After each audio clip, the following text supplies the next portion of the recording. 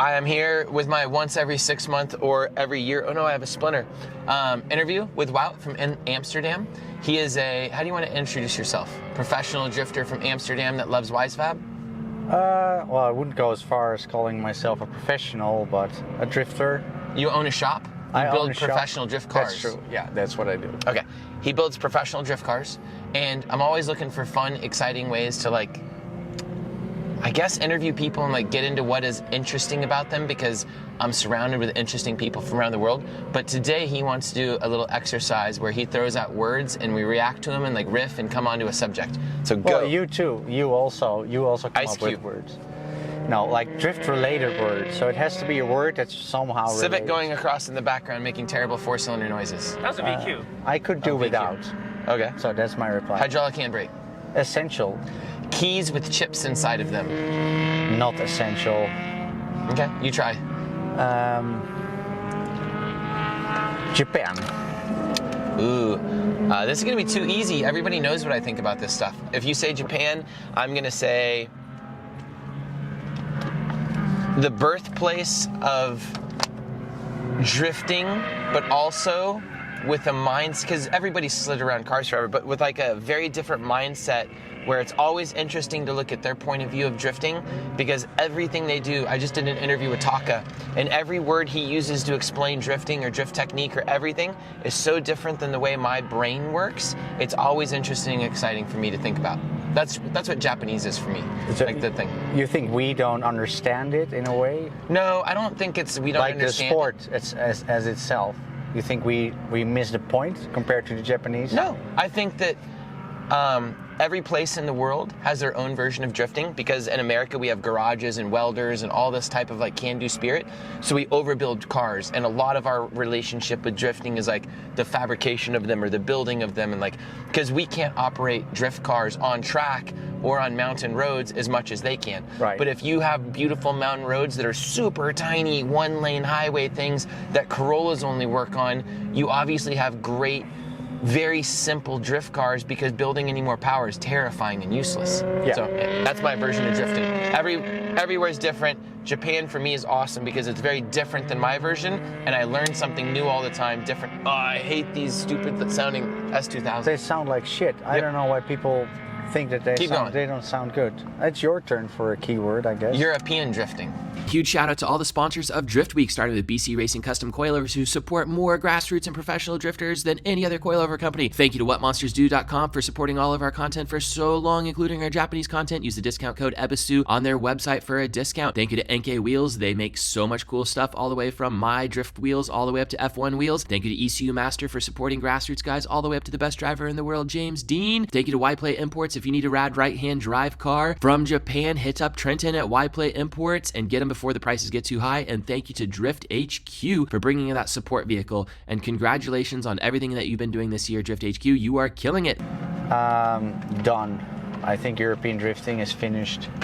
They have DMAC. It's the coolest thing in the world right now. Everybody loves it. At it again, and Borkowski back where he was the first time, all over James Dean's car. He is actually side by side, front wheel to front wheel. He's pushing Dean around the track, and the transition is insane. The transition doesn't even make sense. How did he get away with that? And he's still in it. Borkowski dives onto Dean's door again. Here we go again. He is hungry for it. This kid wants his name on everyone's lips tonight. And by midnight, he might just be that rising star. As he all over the back of James Dean's car, he's right there. He's closer than he was the first time. He's more aggressive than he was the first time. And now he's right with Dean. He lost him here the last time. Not this time. James cannot get away. And Borkowski goes right to the door. Does he make a big impact with the wall? How does he hold it? It doesn't make sense. Look how many tyre marks are on that door. Borkowski just said to him, hey, buddy, what you got? Well, off the line. I'm not going to count Dean out the fight yet, because I know that he potentially has got this. He wants this, Dave. He's got a championship in the balance. Borkowski's the wild card, and Dean makes the dive up onto the back end of that S14, and he knows where Borkowski was. Borkowski left foot breaks into it. Can he keep with him? Dean not got the same box. Oh! Wow! Dean almost almost takes the front of his car off on the back end of Bukowski's S14. Now he starts putting marks on the side of Bukowski's car. Bukowski says, I'm not worried about you, dude. Hangs the spoiler over the wall, and Bukowski keeps in it, that perfect lead line. They make their way into the roundabout. James Dean not as close as what Bukowski was. They transition back now. Bukowski looks at the wall, takes a glance down the track, and James Dean right with him, all over the side of that car. And another dangerous transition from James Dean. Dean now back on the rear quarter of Bukowski's. The Irish have locked down the top 2 steps on the podium at round 1 and round 2. It may be all over for Dean here. He can't catch him. He can't catch Bukowski. What a finale. Also, that Russian series is supposed to be really good. Yeah, Russia is in Europe. It's like Asia, isn't it? Yeah. Eurasia? But what I mean is that, yeah, DMAC is a fantastic series. In some ways superior to FD. But they had to cancel 2020. They had to cancel half of their 2021. In that aspect, I think it's done in Europe. Like, I think it like kind of snuck up on us. So a lot of people thought like, oh, it's going to be fine. It's going to be fine. And right now, there was just a whole climate summit in Glasgow. Well, that's really bad news for everything related to cars, especially motorsports, because it's not essential.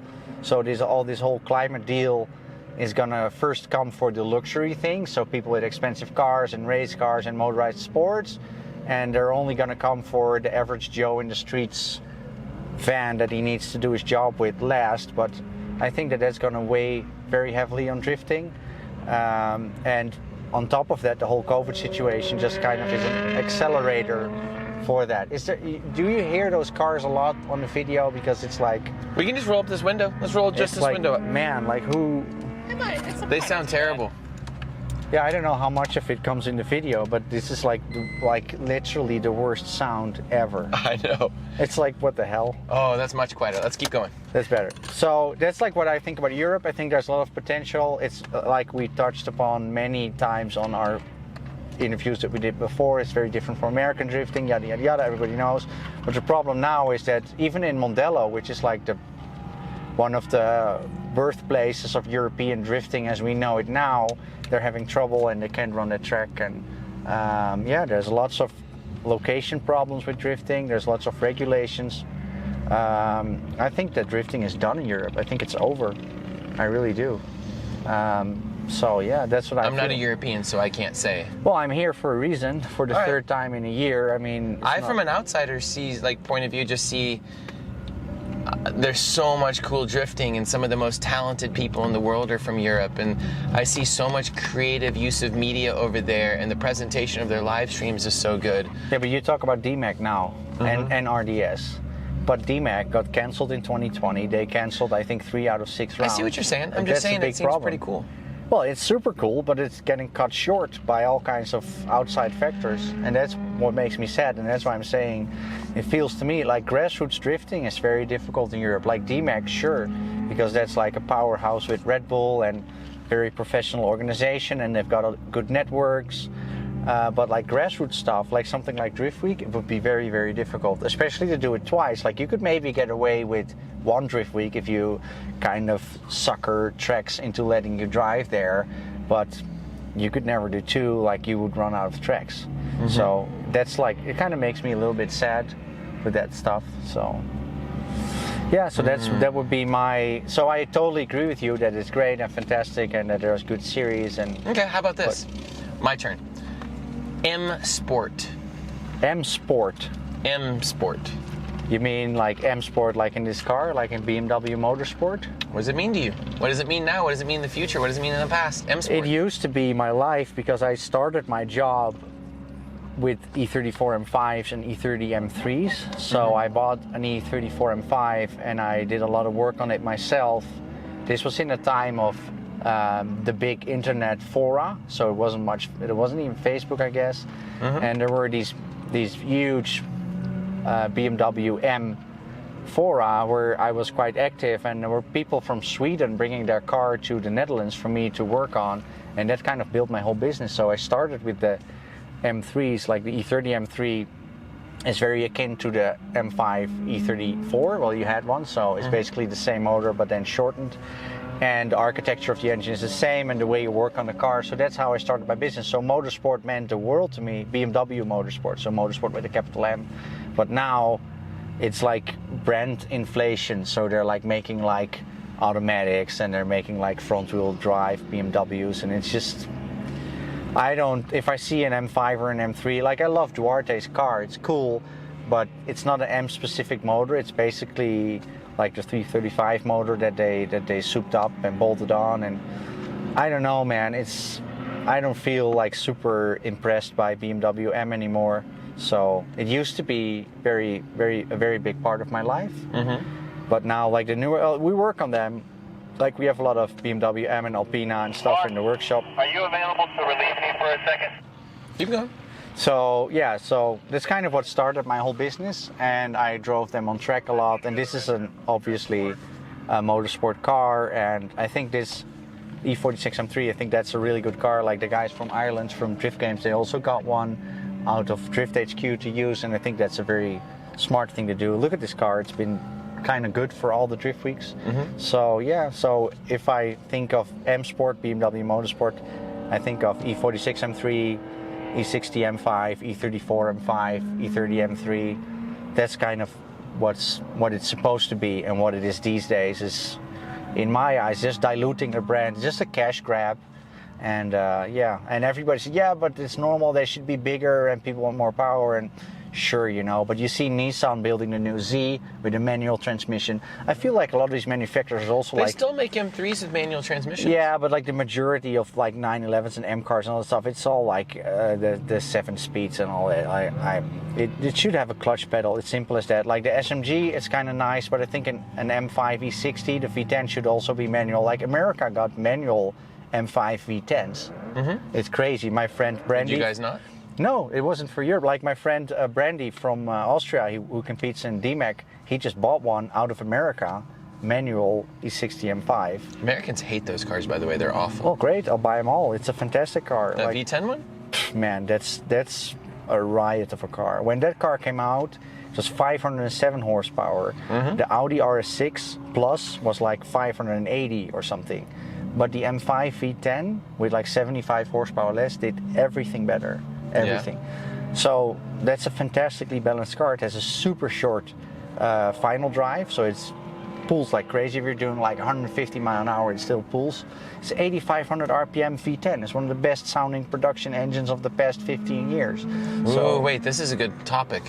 What is a good topic? That motor versus an LS1. In what? You're sitting there talking about how great that motor is. That stupid car gets like 12 miles to the gallon. Yeah. It's slower than just like an LS1 car. Yeah, but it's overcomplicated. What configuration are you talking? Are you talking about a Pro FD car? Should I No, just some stupid LS1 car. Anything that has an LS1. Would I want this car to have an LS1 or this car to have a V10? Is that what you're asking, or what? Like, I would never run that V10 in pro drifting, because you can get. I'm not talking about pro drifting. I'm just talking about driving a car around the street. Yeah, I love a V10. Really? Sure. Yeah, but I also love a 1966 big block. So. I love them. You don't care about gas mileage? No, of course not. I mean, no, I don't care about gas mileage. Okay. Like Next topic. We did that one for a while. YouTube. That's a complicated one because the timing, and I'm not sure of the timing. I would say that magazines and print and everything were important to our sport and drifting, and everybody had it. Like, we bought magazines and we looked at magazines, and magazines pushed the culture. And at some point, video stuff became important off of DVDs that you got like in the mail or VHS. Yep. And that was very important. And they were the gatekeepers. And they shined a light on whatever they wanted to be cool. And like someone like Top Secret and Smokey Nagata would become extremely cool and blow up worldwide off of just someone covering him. We're doing the exact same thing now, but you see it. Anyone can make the content and anyone can get famous, and they can make anything famous, and there's no gatekeeper. And it's awesome in some ways and terrible in some ways, because there's a million different outlets now and people, you know, creating media. And I kind of wish that it used to be there was a shared vocabulary of media where, you remember like the Getaway in Stockholm videos? Yeah. You remember the original Gumball stuff or something? Of course. You remember Yeah, so I'm saying things, and Yeah. everyone saw the same But you thing. want more framework or less dilution, or what do you want to call it? Oh, I'm just saying it's just interesting. But for YouTube and everything, anyone can become famous now, and they can do it on their own. They can create cool content. Super cool. But also, dickheads can do it. Yeah. And they can tell everybody the wrong thing to do. But a magazine could have done that. Well, in fact, magazines did. Magazines Yeah. probably completely and ruined also- import culture and put Lambo doors and everything. Yeah, and also the magazines also relied on advertisers and money way more. Like I can make a YouTube video with $200 GoPro, and it will cost me in everything. So if I ride a BMX bike that I buy for $100 and I have a cool GoPro and I upload it with my phone, I can, make cool content for $200, and you can't make a magazine for $200. No. So the magazines, I think they were also pushing certain brands and certain things. And although in my country, everything changed after Fast and Furious. I remember going to that movie, and I already had like a tuned car. How would you say that? My car was already modified, had like engine modifications and everything, but it was relatively new. And all the cars in that category, so all my buddies who had like tuned cars or special cars, they were all in good shape. Nobody drove around with the bumpers in the primer or with a huge body kit and stock wheels. All cars that were like tuned or like souped up or whatever, they all looked good, and then that movie came, and then everybody started doing it, and that's where you saw like all these Facebook pages where they show like shitty looking cars with shitty body kits. That came after that, so it was a huge boost for that whole industry. I think that industry in 1 or 2 years went 10 times as big worldwide, like the whole body kits and different headlights and wheels, but like it seems like it was the same quality, but it was just divided over all these brands. The quality went down. Like on almost all the new brands, people were just like, okay, we'll just start making this in that body kit, or we start copying this in that body kit. And then it became cheap because a body kit before that movie was like 3,000 guilders, which is like $1,500 probably.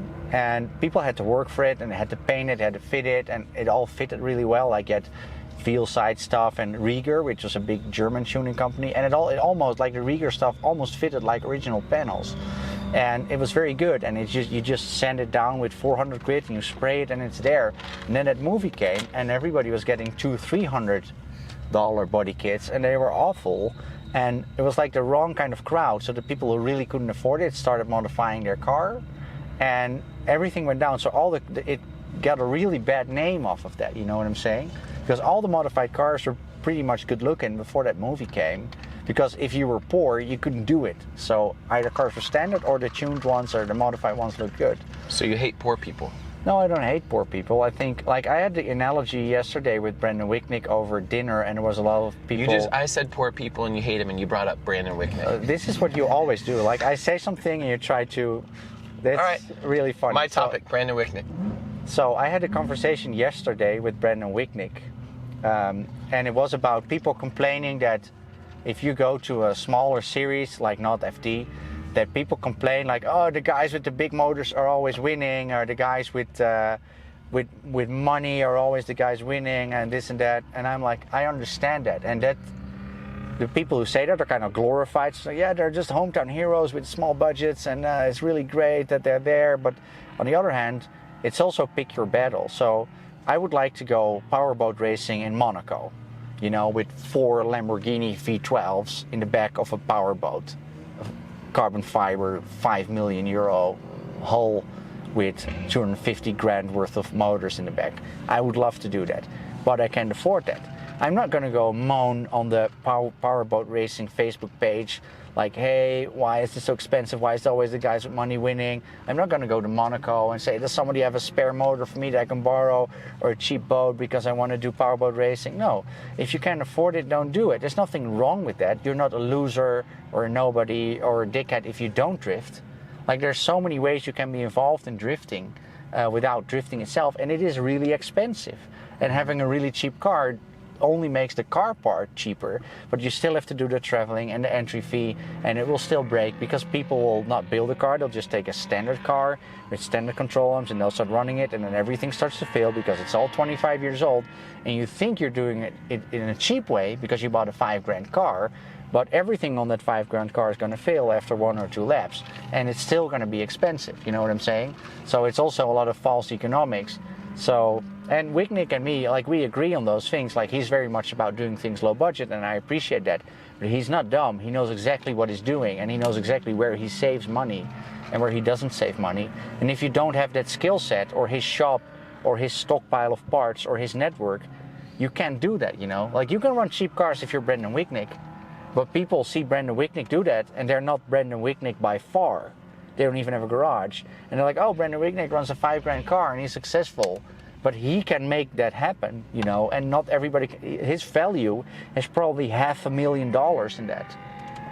You know, in labor value and like all the stuff that he's laying around and the people that he could call like, hey, can you spot me like a head gasket, or can you sponsor me this? Like, it takes 15 years to accumulate the value that Brendan Wignick has in building cars.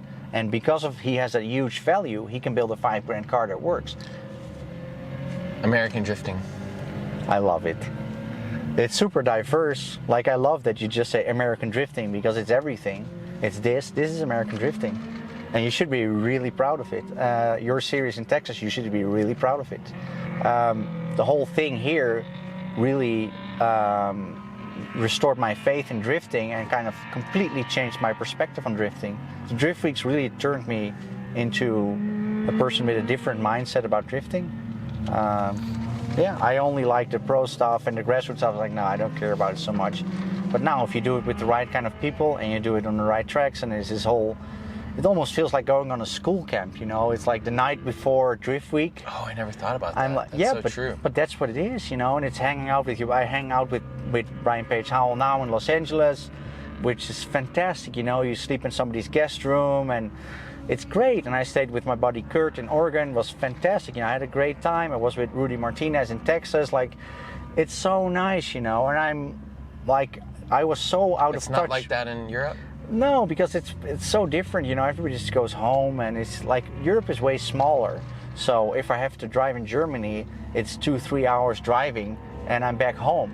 So it doesn't make sense. Like, if I would do Texas Street Legal, I would fly in, and I need to stay at somebody's home, and you know, it's kind of like that whole adventure feeling because the country is so big, and because I don't have a house or anything here.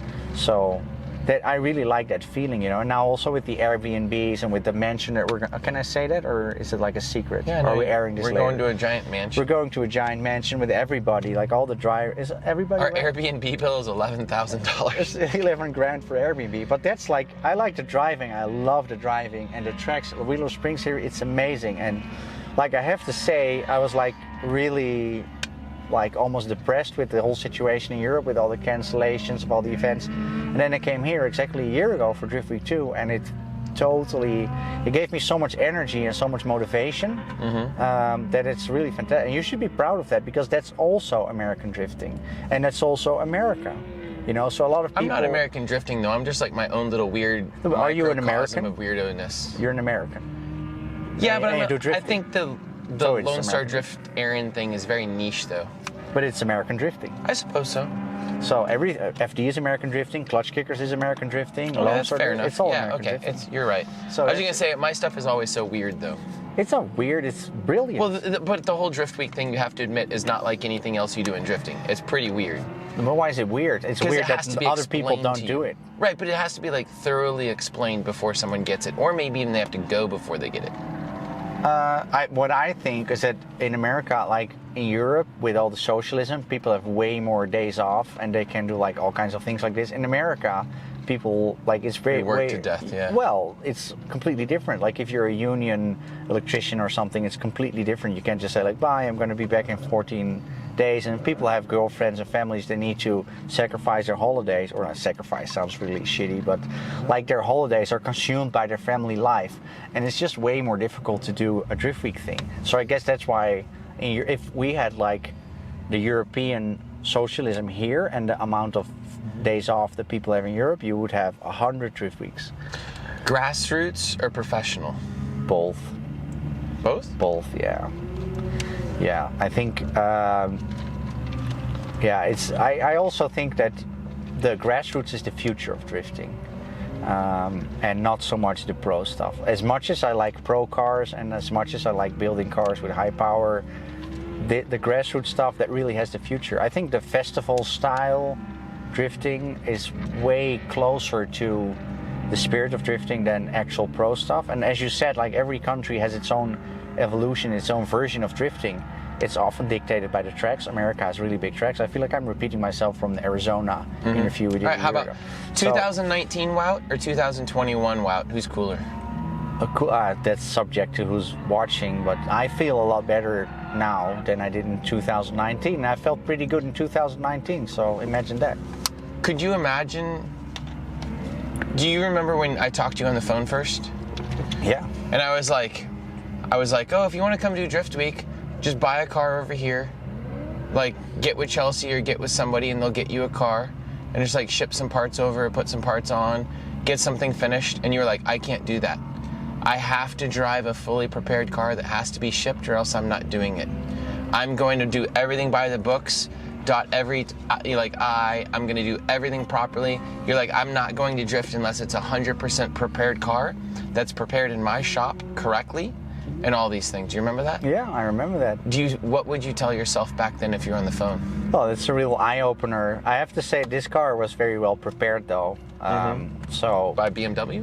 By Chelsea. By Chelsea? And obviously, like the stuff that I got from my sponsors, YSAP, Feel, Seems Legit, that's been perfect for like 14,000 miles and many Drift Week tracks.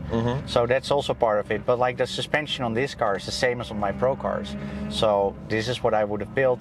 Like also the reason why I said that is because I thought that I would need a real powerful car. And you don't. Like I had no idea what kind of tracks we were going at. Like up until I drove my first corner at Musselman, I had no clue what kind of tracks it was going to be because I had no idea what to expect, you know. So I thought, oh, it's America, it's probably going to be huge tracks. The only track I knew was Freedom Factory, and that's a massive bank track. So I thought all of the Drift Week 2 tracks were going to be like that, and I was like, I need 500-600 horsepower, and if you have a 500-600 horsepower car, I want it to be built in my shop with the correct axles and the correct drive shaft and everything, the correct motor mounts and the correct tuning. And that's kind of what I thought. And then with the whole COVID thing, it turned out it wasn't that easy for me to come over because when I spoke to you, I didn't even know there was a travel ban. So I learned that after I, transferred the entry fee and, committed to doing Drift Week. I found out, hey, I can't even go there. So that was really funny. But I was like, yeah, so it's going to be really difficult to ship a car over. The car I had in mind to ship over doesn't have a VIN because it's a full pro car. And in Europe, if you keep your cars, if you don't like turn in the VIN plate, you need to keep taking it off registration and it costs like hundreds of euros. So if we build a car that's 100% pro car, like my black V8 car, we just turn in the VIN. And it's very difficult to ship a car over that doesn't have a VIN. So I was kind of looking into that, and I was like, yeah, that's going to be really difficult. Plus, I think we spoke in August or something, and Drift Week was in November, so putting it on the boat was also going to be really tight. So time-wise, I also would not have had time to ship my pro car over. So I was like, Chelsea said, let's just get an E46, and he looked at a bunch, and then this car came up, and I was like, okay, we'll see how far I get with this car. It will probably not have enough power, and we'll see, can always put a supercharger on it later. We'll just participate, and I'll probably be the slowest guy on the track with the least power. And then I showed up in Tucson and I saw everybody's cars, and I was like, okay, NMLZ brings a chaser, it's a pretty full spec car, it's a 2Js, this and that. But then I go to the tracks, I went to Musselman, and I was like, whoa, this is actually the perfect car for these tracks. And I was kind of scared that Musselman will be the slowest track and everything up from that will be sick. Then we went to Speed Sports and I was like, I'm so happy I didn't bring my pro car because all I would have done is blow off tires. I would have needed 250 tires, and it would have been the worst to do Drift Weekend. Like dog box, The whole car is stripped, like there's no carpet, there's no radio, there's nothing. And we drove, Brian and me, we drove straight from Tucson to Houston, which is what, 15 hours, 14 hours? You would die in a pro car, like that's crazy. People did it. Yeah, they did, that's fine. People did it. Yeah. All right, how about big track or little track? Like Park is a little track, but I love that. But the Nürburgring is a big track, and I love that too. So I wouldn't want to do Park in my pro car, maybe 1 or 2 laps, and I wouldn't want to do Nürburgring in this car. So yeah, so I think I'm kind of person who likes both things of it, but right now, like these things go by waves, you know, your interest level in things. I have it with American cars. Some weeks I really love my American cars, like I'm gonna work on my American car, and I'm like on my old cars, I'm gonna do this and that, and then next week I'm like, nah, why am I even bothering so much? I'll just do it later, and I'll work on my, you know, BMW road car, on my, you know, so I have these waves of interest in different things that I like. And right now I'm really high on the wave of like Drift Week and grassroots drifting and the whole lifestyle behind drifting. And it's also nice for me to just be kind of the underdog here, because I have no crew, I have no truck, I have almost no tools, I'm riding solo. It's nice to be the underdog, and people don't know who you are. It's not that people know who I am back home, but you know, so it's kind of a nice feeling that you're like doing something with minimal effort. You know, it's kind of good. Like if I go to a pro event, like my car is full spec, I have a bunch of guys with me, we have a lot of tools with us, and everybody always comes to us for welders and tools and things. And so you're not the underdog in the, well, I mean, I wouldn't say on the track, because I'm certainly not the best guy out there, but like in the way we have our stuff with us and all the stuff we bring, we're certainly not the underdog. And here I'm totally the underdog. I have the least stuff with me of everybody. So that's also kind of a nice feeling, I guess. Tell me about your most painful memory. Like in, what do you mean? Most painful memory? Your most painful memory in your life. In my life? Yeah. My most painful memory in my life? That's a really good question. I can't come up with any super painful memory. I've been disappointed in people a lot, and that's why I'm so cynical right now, but I'm not really painful, no. Or do you mean like weird shit, like you're somewhere at the airport and you forgot your passport? Stuff like that? No, like if you had to see a therapist, what would you tell them? If I would see a therapist, what would I tell him? What's your worst trait? For me it's very difficult to be at peace with things that I don't agree with. So if I see something that I don't like or that I don't agree or I think is unfair, I can't be quiet. I wish I was, and there's some people that say, hey, you're always so outspoken, you're always so black and white. Do your sponsors like that? Like I spoke with people at SEMA, one of my suppliers, and he's very black and white like me. That's why we get along very well. I retail his products in Europe, and he works for some really big racing teams, like massive brand name racing teams. And he's kind of outspoken on Facebook. And he had teams come up to him and say like, hey, we love you and we love your stuff and you're doing a great job for us. We love working with you, but we're such and such brand and we want to be an inclusive brand, and that's a cool truck.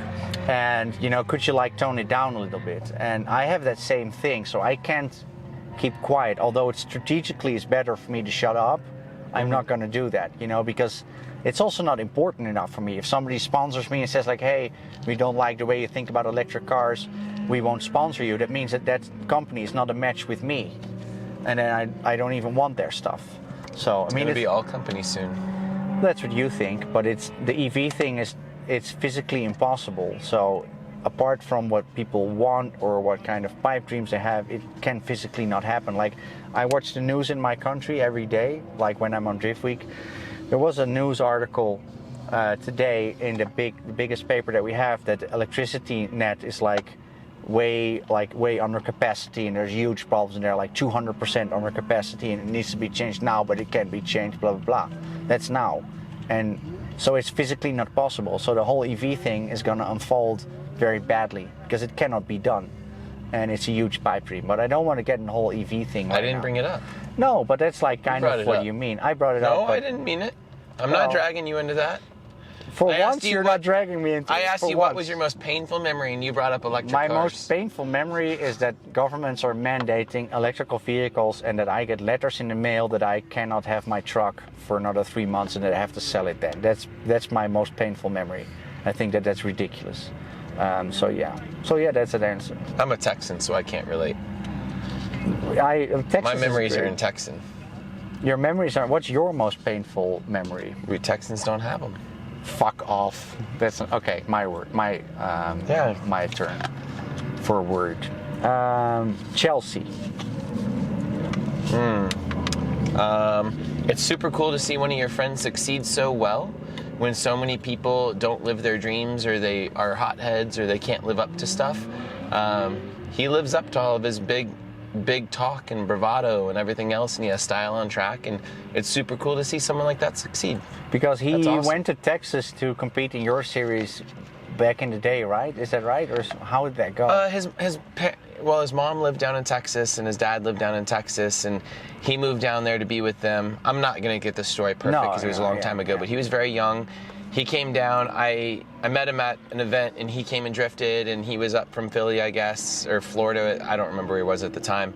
And he drifted with us, and I invited him to some events. And then at some point, he was living down there because of his mom, and we took a wedge around the country and did all that stuff. And then I don't remember the question. It's just I just said his name and like what you associate. No, with. you asked me something else after that. So and I was that he explaining. did your series. So. Oh yeah. I was gonna say, and then he did our series and got a FD license in it and all that stuff. Yeah. Right. I guess most people don't even know that stuff. Yeah, I don't know.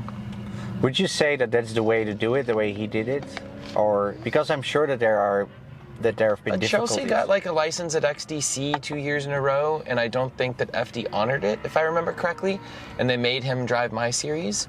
But I mean, Chelsea and I were already driving D1 USA. We already did Nopi together.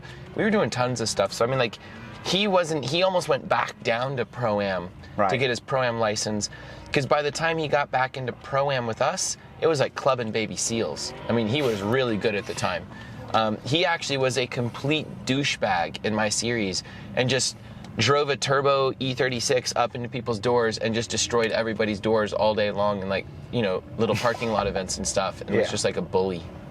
So you think, so it seems to me that he's still improving, which is crazy if you think. Right, I was gonna say, someone like myself has like a plateau. Yeah. And I get a certain good and then I kind of plateau.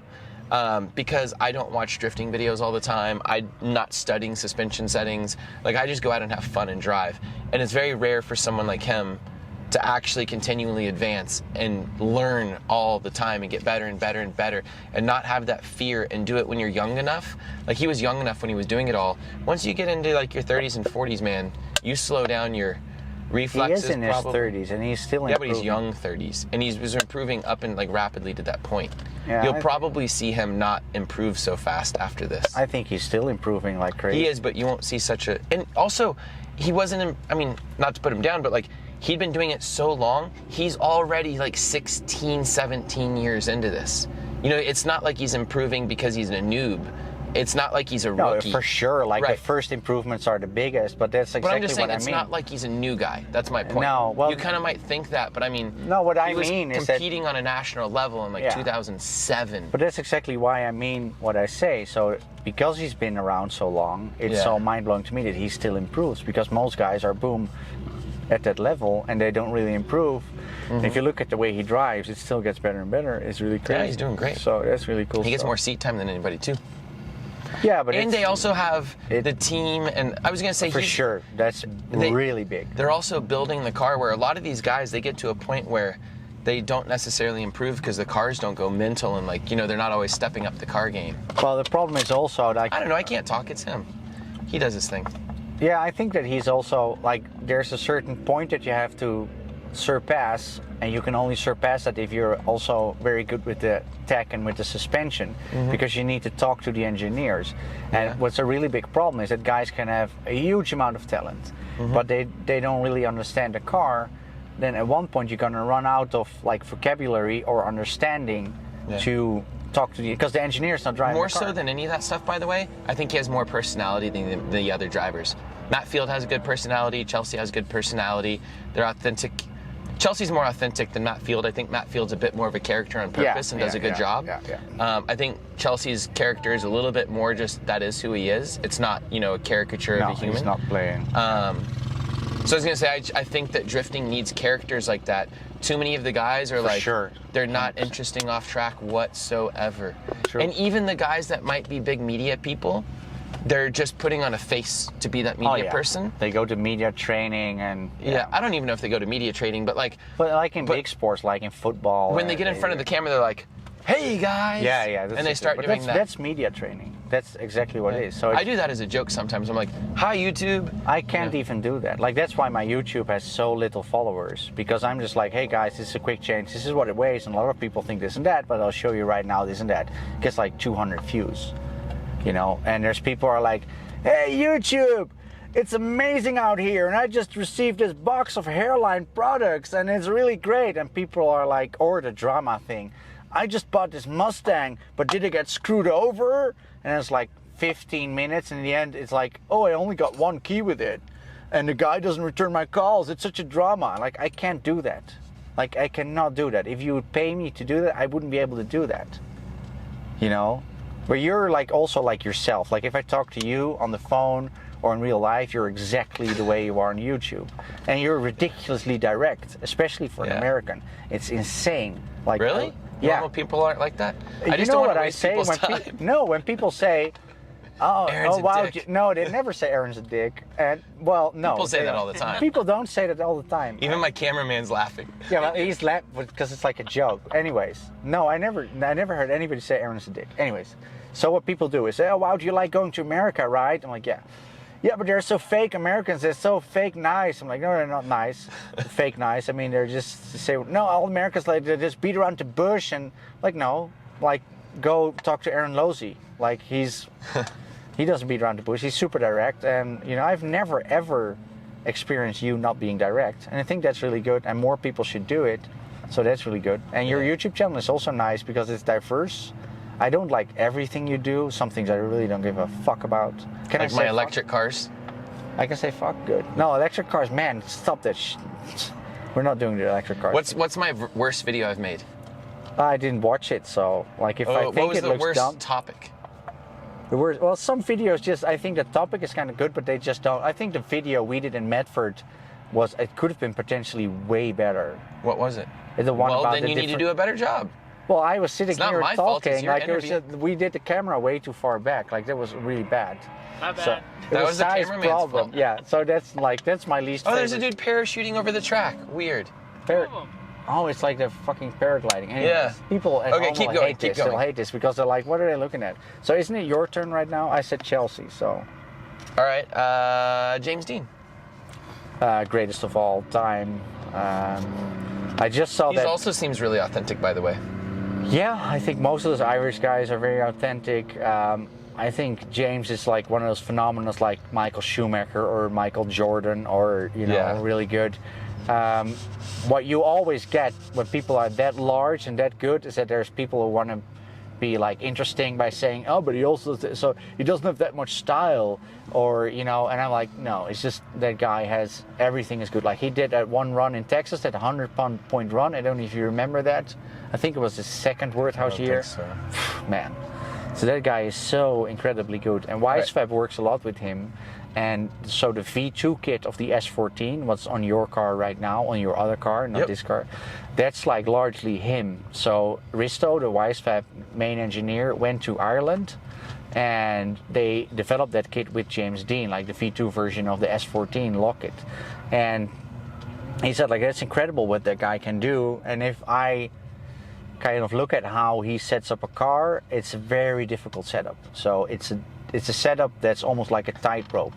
So it's super gripped up, and it's not an easy car to drive. Like my cars are easy to drive.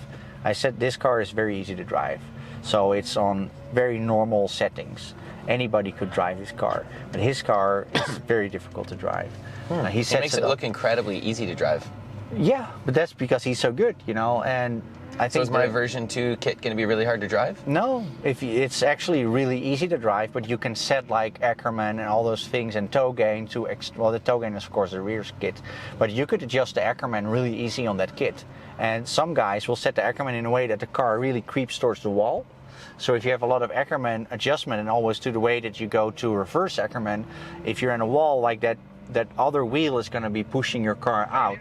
That's extremely difficult to drive with. Like a lot of guys can't drive with that because the car doesn't feel great until you're at that moment. So they sacrifice the whole track. Like that's that what one you corner. Yeah, and that's difficult because if you need to do a little different initiation because you're chasing somebody, it's going to be a difficult car to drive.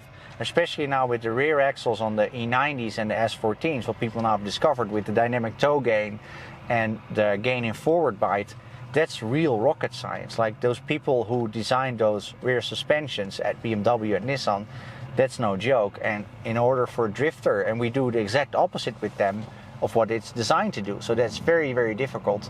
And if you can run the settings that he runs on his car, that means that you're crazy good. You know, that guy really is crazy good. So yeah, I think he's the best. I also never heard one negative thing about him ever. Yeah. And people can see this, but there's dudes in they're parachutes like with 50 a feet from us. Can you see? Maybe. Maybe. Sit back.